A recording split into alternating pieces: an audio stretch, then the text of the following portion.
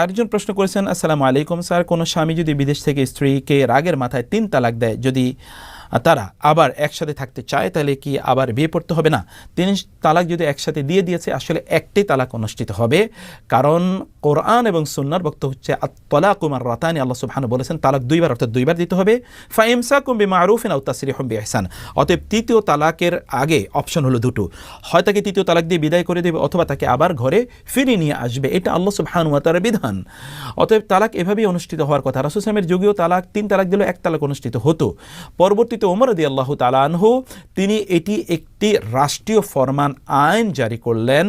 যখন তিনি দেখলেন তালাকের ব্যাপ্তি বেড়ে যাচ্ছে তখন তিনি আইন জারি করলেন, এটা রাষ্ট্রীয় আইন, এটিকে আমরা বলতে পারি যে একটা অ্যাডমিনিস্ট্রেটিভ অ্যানাউন্সমেন্ট অথবা একটা লিগ্যাল অ্যানাউন্সমেন্ট ওমর রাদিয়াল্লাহু তাআলা দিলেন যে 3 তালাক দিলে 3 তালাকে অনুষ্ঠিত হবে। এটি ওমর রাদিয়াল্লাহু তাআলা একটা প্রশাসনিক কমান্ডমেন্ট তিনি প্রদান করলেন, এটা একটা প্রশাসনিক, এবং প্রশাসনিক যে সিদ্ধান্তগুলো এগুলো বিভিন্ন প্রেক্ষাপটে বিভিন্ন রকম হয়ে থাকে।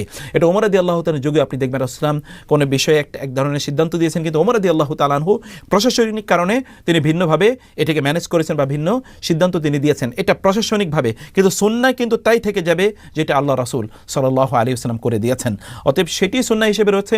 ওমর রাদিয়াল্লাহু তাআলা আনহুর এই বিষয়টি একটি প্রেক্ষাপটের উপর ভিত্তি করে রাষ্ট্রীয় একটা আইন, ওই আইনটি ওমর রাদিয়াল্লাহু তাআলার যুগে ছিল। পরবর্তীতে যদি আপনিও মনে করেন যে এই যুগে আপনার রাষ্ট্রে আপনি এটাকে অ্যাপ্লাই করবেন, তাহলে এটা রাষ্ট্রীয় ফরমান নিয়ে সেভাবে করতে পারে। আদারওয়াইজ সুন্নাহ হলো 3 তালাক বা 1000 তালাক দিলেও একটি মাত্র তালাক অনুষ্ঠিত হবে ইনশাআল্লাহ।